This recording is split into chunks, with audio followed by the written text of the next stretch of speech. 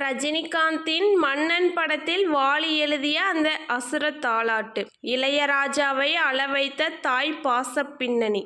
வணக்கம் நேயர்களே.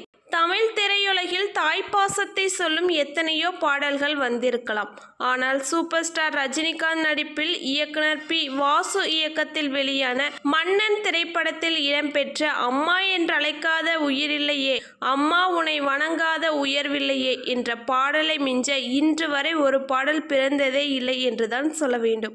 இசைஞானி இளையராஜா மற்றும் வாலிப கவிஞர் வாலி கூட்டணியில் ஒரு தாய் மகன் பாசத்தின் உச்சகட்டமான உருவான இந்த பாடலின் பின்னணியில் இருந்து நெஞ்சை உலுக்கும் உண்மை சம்பவம் என்ன? அதை பற்றி தான் நாம் இன்று மிக விரிவாக பார்க்க போகிறோம். அது 1992ஆம் ஆண்டு காலகட்டம்.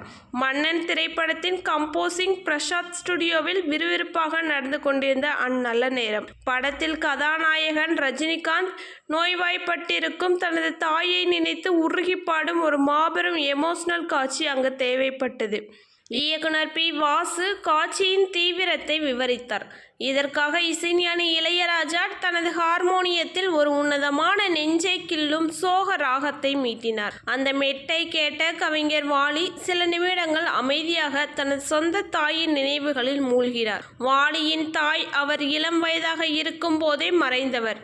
தன் தாயை இழந்த அந்த ஆறாத வடுவும் தாய் பாசத்திற்காக தன் வாழ்நாளில் ஏங்கிய அந்த ஏக்கமும் வாலியின் பேனாவில் அசுர வேகத்தை கொடுத்தது. எழுதி தொடங்கிய அந்த முதல் வரியே ஒட்டுமொத்த தமிழ் சமூகத்தின் தாய்மண்ணுக்கான அடையாளமாக மாறியது. அம்மா என்றழைக்காத உயிரில்லையே, அம்மா உன்னை வணங்காத உயர்வில்லையே என்று எழுதினார். பாடலின் சரணத்தில் வாலி காட்டிய அந்த வரிகளின் ஆழம்தான் அமானுஷ்யமானது. 1000 சொந்தங்கள் வந்து என்னை அழைத்தாலும் தாயைப் போல ஒரு தெய்வம் பூலோகில் ஏதடா.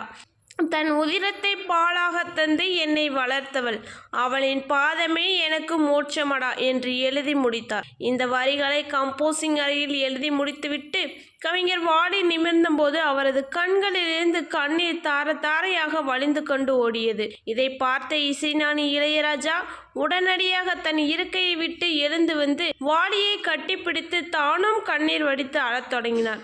வாலி, இது வெறும் பாட்டே இல்லை, இந்த உலகத்தில் இருக்கும் அத்தனை அம்மாக்களுக்கும் நீ செய்த மாபெரும் பூஜை என்று நெகிழ்ந்து கூறினார். கே.ஜே. யேசுதாசனின் காந்த குரலில் இந்த பாடல் பதிவாகி திரையரங்குகளில் ரஜினிகாந்த் திரையில் தோன்றி பாடிய போது தியேட்டரில் இருந்த அத்தனை தாய்மார்களும் இளைஞர்களும் கதறி கதறி அழத் தொடங்கினார்கள். தமிழ் சினிமாவின் ஒரு மாபெரும் அசைக்க முடியாத காவியமாக மாறிய இந்த எமோஷனலான பொற்கால வரலாற்று பதிவு உங்களுக்கு சிலிர்ப்பை ஏற்படுத்தி இருந்தால் இந்த வீடியோவுக்கு ஒரு லைக் பண்ணுங்க.